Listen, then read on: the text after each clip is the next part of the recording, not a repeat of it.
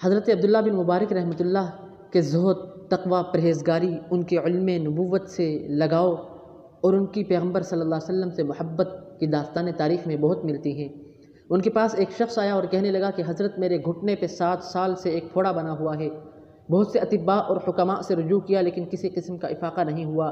تو حضرت نے فرمایا کہ جاؤ کسی ایسی جگہ کو تلاش کرو کہ جہاں پہ مخلوق خدا کو پانی کی قلت کا سامنا کرنا پڑ رہا ہو، اور وہاں پہ مخلوق کو پانی کی حاجت ہو، پانی کی ضرورت ہو، اور وہاں پہ جا کر ایک کنواں کھدوا دو، اللہ رب العزت آپ کو شفا بخشیں گے۔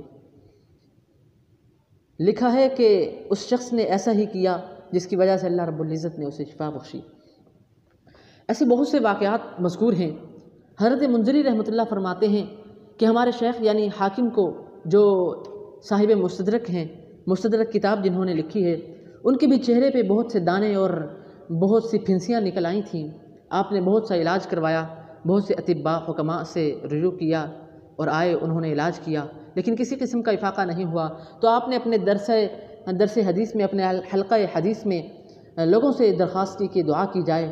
اسی حلقہ حدیث میں ایک باپردہ خاتون آیا کرتی تھیں، وہ کہتی ہیں کہ میں رات کو گئی اور رات کو میں نے گڑ گڑا کر حاکم کے لیے دعا کی تہجد میں۔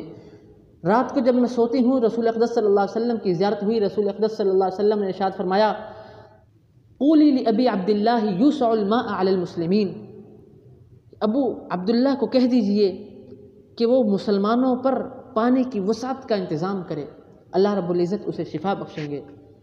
تو کتابوں میں لکھا ہے کہ حضرت حاکم رحمۃ اللہ نے اپنے گھر کے دروازے کے قریب ہی ایک کنواں کھدوایا، اللہ رب العزت نے اسی کی وجہ سے ہی ان کو شفا بخشی۔